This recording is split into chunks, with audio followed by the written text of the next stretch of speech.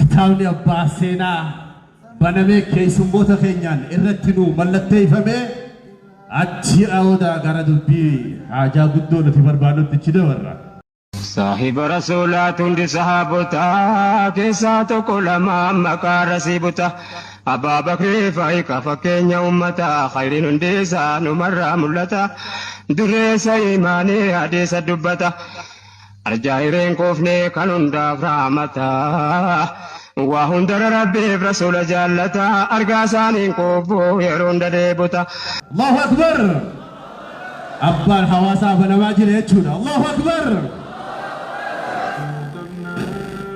الله أكبر الله أكبر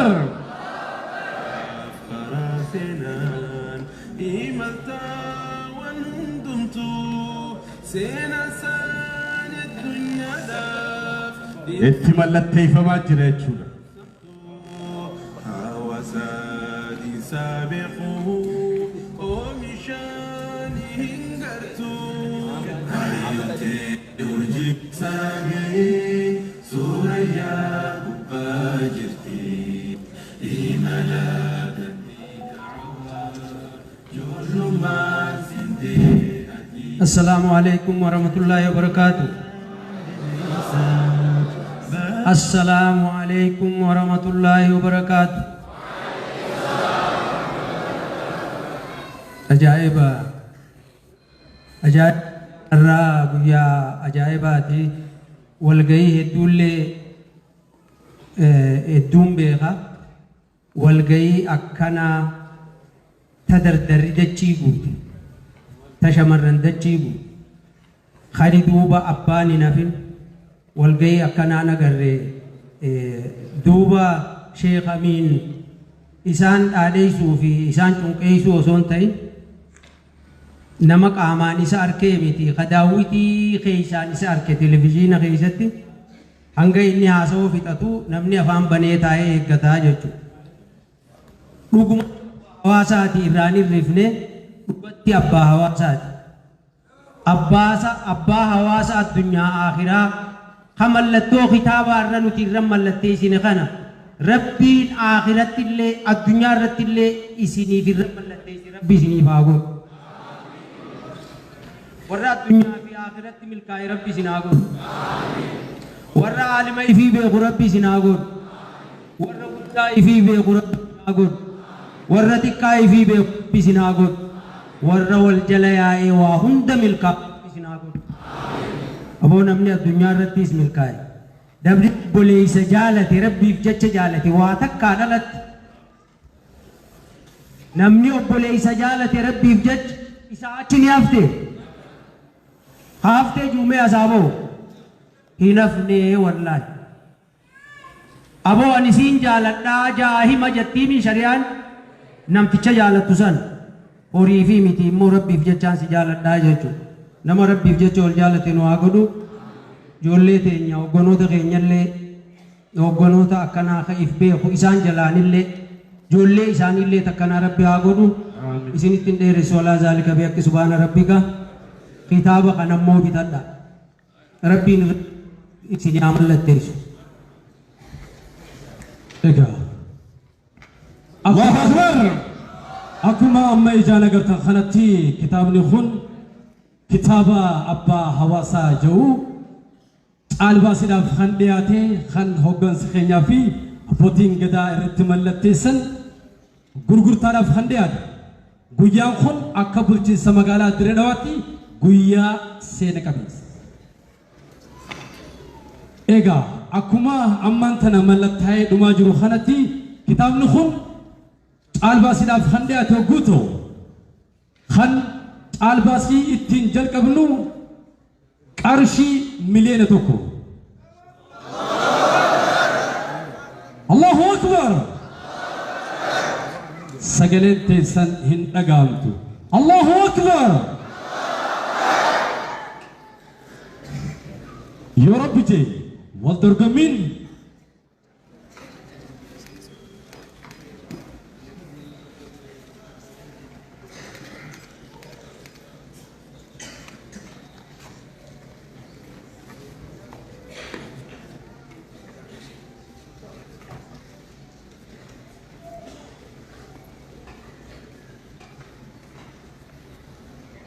إيجا جدودان عصوا جبابا خبجمو في جالتمو هجنا بارتي بنارنا بلجنس مقالة دريدوا خنتهن بو إبراهيم يوسف عصوا جبابا تكا خنوف دبرستا سمان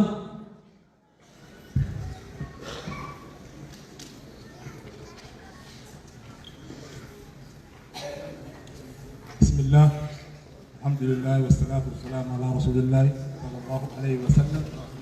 السلام عليكم ورحمة الله وبركاته. نبجمو كنتيبا إسكرينا وكثير جوها أقسمتي نبجمو كوميشنر علمو وكرا كوميشنر وليغلا وشيكرينا وانا أقسمتي مو نبجمو Abbaa keenya, sheeka keenya, jaalatamoo sheekamiini biroo akkasumatti ugaazan abbaa gadaa manguddoo sheekota ulamaa'ii fi hoogganoota sadarkaa adda addaatti argamtan duraan dursee rabbii guddaaf galanni haa ga'u kan guyyaa har'aan sanaa eebba kitaaba abbaa hawaasaa jiru kan barreessaan وبليس فيا عمار شيخ أمين ربي هري خنيفي واي سينا أبا سابق رئيسي إنني سواس الراتو قوان تيج أبا هواسا يكون أبا عمار قفامتي إنني سواس الراتو قوان تيج واي أبا هواسا سرت الرئيسي نون أبو ساتيف الحمد لله قالني ربي فاقيو إنني هدو kuma galatoomii jechuun barbaanna ammaaf laffaatii ta'ee firii ta'ee asitti arguu keetiif hedduu galatoomii jechuun barbaanna. Abbaa hawaasaa kitaaba abbaa hawaasaa kana waggaa agarru reefu gulaalaan kitaaba kanaa Dr. waa hedduu barreessee hedduun dinqisiifadhe nama yaada gabaabaadhaan kitaaba guutuusaa nu garsiisee jechuudha. namni haasoo beeku bifa saniin haasawaa hedduu irraa gammadee dooktar bifa saniin ibsu isaatiif dooktar Oggaa haasa'u maal jee dhaloonni ammaa ulii dhaloota dubbisurraa gara dhaloota barreessu ta'uu dabruu qabaa. Sirriidha kun akkas ta'uu qabaa anis yaada qaba garuu barreessuudhaaf dubbisuun dura bu'uura jechuudha. Aan wanni niin dhaamu tokkoffaa warri as jirtan hundinuu nama waa dubbiseetu waa barreessaa dubbisuun dursuu qabaa. Maal jaan faranjoonni today reader tomorrow leader warri arra dubbisu boru hoogganuu jechuudha. Hoogganuun akkanumatti dhuftu jechuudha. Hoogganuun dura waa dubbisuu feetii jechuudha. Kanaaf kitaaba abbaa hawaasaa kana wanni ni argee sirriitti keessallee argu baadhu Dr. Reef nu daawwachiise qabsoo imala waggaa 40 kana keessa an dargaggoon fakkaata na agartanillee dargaggummaan fakkaata garuu waggaa 34 anis waan beeka jechuudha. Sheeka waggaa 34 beeka jechuudha. Bara akka lakkoofsa biyya keenyaatti bara 1980 irraa afurraa eegalee keessa sirriittiin beekaa. Gaafa masgiinni guddaan amma akkanatti agartan kun Baabur Rahmaan amma kanatti bareedu kun mana qorqorroo takka kan maayikiraafoonnis teeppii shaarpiidha. Teeppii shaarpiin isa dur tokko kan waan sheeni jee garii malee garii dhaga'ee dhufe jechuudha. Hoggoogus jamaata qoobotatti aanteeti gara duubaa salphiin si geessee haasawa isaa da'awaasaa yookaanis kubbaasaa hedduu waan hawwinu jecha achi salaannaa gariin gaa hedduun dhageenyu jechuudha guddaasaa jechuudha. Teeppiin san shuuqii hedduu qabdi. Rabbiin san keessaa nu dabarseeti gaa qabsoo isaan godhanii keessaafuu rabbii jazaa isaanii jannataan haa kafalu. Sheekh Abraar har'aasitti argaman gidduutti akkasumatti immoo reef warra ibsame Abdallaa Hammee namoonni kana fakkaatanii fi rabbi rahmataa godhuuf warri fuula rabbii galanis warra akka Umar Haajii. Kanaaf hawaasni san keessa dabreetti amma masgiida guddaa agarru kana masgiida Baabur Rahmaa kana fakkaatu dhaabbatee da'awaan achirraa raabsamuu eegaltee namni sheeyni ilmiin isni gartee raabse hawaasaaf ibsuun nama rakkiti. Akka qarraamuu arra teknooloojiinis hiree gaarii fiddeeti sheeyni laffaatii takka dhabatti da'awaansaa addunyaarra isaaf geesse tunis teknooloojii bifa sirriitti yoo fayyadamne waa hedduu irraa barannaa jechuudha. Waan hin taane ilaaluurra teknooloojiin waa hedduu qabdi, waa hedduu nama barsiisti, waa'ee ittiin irraa barachuudhaaf faayidaa guddaa qabdi. Akkasumatti immoo hammeenyi biraatillee hin jira jechuudha. Garuu dhaloonni amma jiru kun waan kanarraa fayyadamuu qabnaa jechuudha. Amma sheeyni har'a Adaamatti galanis yookaanis Finfinneetti hojii jiraatanis achii beekumsaanii guyyaa guyyaadhaan nu dhaqqabe jechuudha. Kanaaf irraa barachuu qabna. Karaa biraatiin dirree dhawaa as geewuu keessatti wantoonni ragaa ta'uu danda'u hedduutu kanneen silaa yeroo dheeressa malee hedduu kanneen maqaa dha'uu jira. Wanni guddaan an sheekarraa baradhe tokkoffaa jechi yookaanis arraata keessirraa wanni hamaan bahu deebisuun nama rakka. Hangaan isaan beekurraa guyyaa takka arraata hamaa yookaanis hawaasaaf bu'aan qabu argeen beeku. Rabbiin jaasaanii gartee jannataan haa kafaluu fi waan saniin irraa bareedee jechuudha. Hamtuu fi toltuu keessatti sheeyni akkuma gartee diin keenya nu jettu yookaan dhugaa yookaan gartee khayrii dubbachuu yookaan immoo usuu santuu isaaniif nama san hordofan fakkaata. Yookaan jecha qaarii dubbachuu yookaan usuu san namni san dandahee isaanirraa barachuu dandahee firiin isaa gaarii dhiyeetiin amanaa.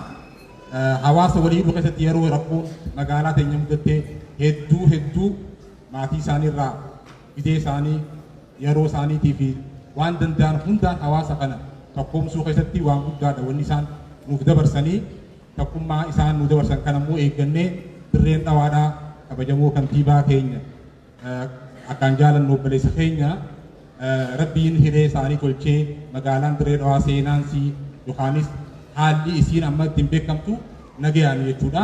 Kunis waan itti fufuu qaburraa yeetiin dhaamsa dabarsuu barbaada. Rakkoon gaa keessa dabaran hedduudha. Kana ibsuu hin danda'u. Wanti san hundi dabartee immoo rabbiin arra firii taanii asitti nu agarsiisee seenaa isaanii kitaaba kana keessatti arguu keenyaaf hedduu ammaa galatoonfachuu barbaannaa. Kanarraa waan barannu qabna jechuudha. Seenaa isaaniirraa waan barannu qabna. Seenaa kana dubbisuun bu'aa bahii sheeyina keessa bahe irraa barachuudhaaf jechuudha. Leessana gartee irraa fudhannu hedduu jira bu'aa bahii inni keessa bahe jechuudha. Maatii isaa hoogganuu keessatti darasaa isaa yookaanis obboleeyyan isaa wajjin barsiisuu keessatti waa hedduu irraa barannaa. Kanaaf kitaaba kana bitannee namuutu mana kaayannee sirriitti dubbifnee ilmaan keenyaa fi maatiin keenyaas akka dubbisu godhuu qabnaan ja'a irra deebi'ee kitaaba kana barreessuu. Saahiba rasuulaa tundi sahaabota keessaa tokko lama maqaa rasiibota. Abbaa Bakrii Faayiqa fakkeenya uummataa khayriin hundi isaa numarraa mul'ata. Dureessa imaanii hadiisa dubbata. Arjaa'ireen koofnee kan hundaaf raamata. Waa hundara rabbiif rasuula jaallata. Argaa isaaniin koofuu yeroo hunda deebota. Bakka isaan nagan hunda wajjumaan dhaabbata. Ajara kurnan rabbii wareegeef jannata. Jalqabarra isaantu fuuldura dhaabbata. Eenyu hamma isaanii duniyaa saddaqata. Jihaanni jiraannaan waan qabuuf hidhata. Aaliidhaaf maal dhiiftee yoo jechuu gaafatan. Rabbiin handiiseef jechuu jawwabata. Hojiin isaanii hundi garaa nama nyaata. Rasuularraan fagaatu isaaniif laphee baata. Wayita karaa wajjin deeman fakkaatan. Wahittu ka jedhee dura booda kaata. Ni shakku musiibaanessantu kalaata. Akkas kitaaba isinii qophaa'ee jiru maal fakkaata jettanii jalqaba kitaabni kun istaandaardii idil addunyaa ISBN guuttatee kitaaba ISBN nambarii isaa kenname jechuudha. This is a great success. Akka nama kitaabaa fi barruu wajjin oolu tokkotti jechuudha. Lammaffaan immoo wanni isa adda godhu amma shaamiin ni beeytanii akkaan jeesanitti kitaabnis waanuma beeynu nu hima jettanii yaadina. waan isin jalaa dhokate qofa isinii hima waan isin takkaan beeku wanni kun immoo kitaaba kana hundi keessan mana keessan akka galfattanu isin dirqama isinii ta'a jechuudha maaliif boodaan isinii ibsa waan tokko kabiraa immoo wanni haalli inni itti barraa'e asoosamni isaa historical analysis isaa gosa lama qabatee jira tokko thematic analysis lammaffaan chronological analysis jennaan yaadaan wal faana deemu yookaan kalammaffaa immoo yeroodhaan wal faana oofu jechuudha thematic and chronological analysis waan jedhamu qaba warri hubattan sirriitti maaltu keessa jira qabiyyeen isaa maal fakkaata jettan tokkoffaan shi'amiin ijoollummaan maal fakkaatanii ijoollummaa isaanii miti achi keessa kagartan ijoollummaa naannoo isaan keessa dhalatanii sanitti ijoolleen maan keessa ooltii isaan immoo maaltu adda godhe achi keessa gartan lammaffaan immoo akka diin islaamitti hawaasni zamana san jiru maal fakkaata keessattuu ganda isaan itti dhalatan ganda san yaa dubbiftanii ganda leencoo san hawaasni maal fakkaata kitaabni sirriitti isinii ibsa jechuudha hawaasa ilaaluun namni kun akkamitti warra fakkaata namni kun akkamitti adda ta'aa waan jiru sirriitti addaan hubattan jechuudha wanni sadaffaa shoorri isaan taphatanii akka darasaan hundi wal fakkaataa miti darasaa keessa maaltu isaan adda godha maaliif darasoota hiriyoota isaanii fakkaatanii waan jiru sirriitti isinii ibsa kitaabichi wanni biraa immoo sheekonni maalirratti wal mormaa turanii mormii hedduu zamana san ture mormuma nuti beeknu isinitti hin fakkaatin mormii adda addaa jira tagarii ta nafsiyyaan mormisiiftuu jira tagarii ta ilmii mormisiiftuu jira tagarii ta manhajni mormisiiftuu jira mormiin sun maal fakkaatti kitaabni sirriitti lafa kaa'ee jira afraffaan immoo dhawataan isteeppiin shayinii kun deeman barnoota isaanii keessas ta'u da'waa isaanii keessa dhawataan wanni isaanitti deemanii maal fakkaata machiin siyaasaa keenya hoo maal fakkaata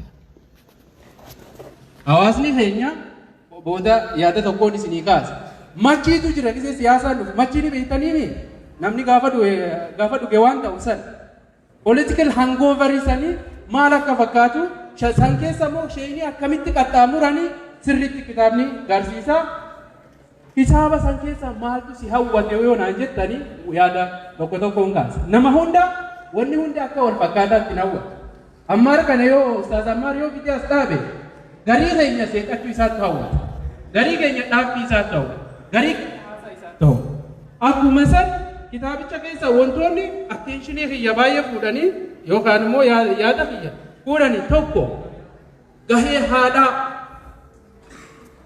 nama Aisha Umar Barartii jedhamu tokko achi keessa nama ajaa'ibaatu tajiraatis khayrii hojjetan tadu'uus khayrii dhaammatu tokko achi keessa galtan haawwan Aisha Umar Barartii sana seenaa isii dubbisaa kitaaba bitadhaati ijoolleen immoo ammas namoota lamaatu kan baay'ee natti tolee jira achi keessa namni tokko as keessa jiraachuu mala jiraachuu dhabuu mala hin beeku kitaaba keessa Amiina Ussoo jedhamti takkaa jira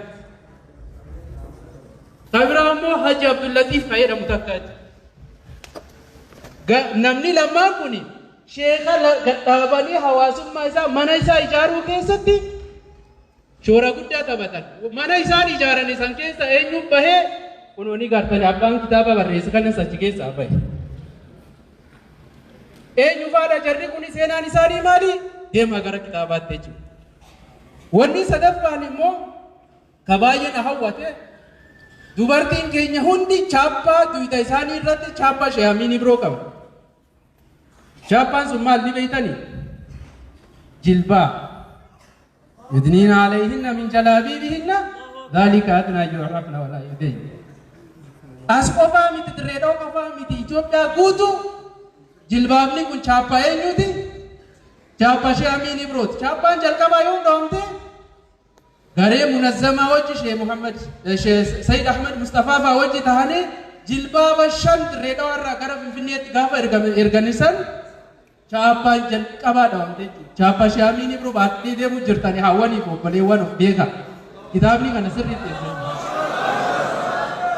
wanni biraa immoo min alqalbi ila alqalbi jedhee yaada qabadhee jira tafsiira jalqaba sheeyamiinii biroo gaafa eegalan nama lama tafsiira san hordofaa ture namni lamman san wanni isin ajaa'ibu afaan hin beekan afaan oromoo hin beekan numa ta'anii numa caqasan maaliif ما خرج من القلب يدخل إلى القلب بغير استئذان وما خرج من اللسان لم يجاوز الآذان التنمير أكو مسنتا يجب أجرى ببلتا دي wanni biraamu makaana bakka wayitu baay'ee na hawwata bakki sun masjiidaas miti madrasaas miti bakka biraas miti dukkaana xiqqaa takka dukkaana Abdullah ibn Umeera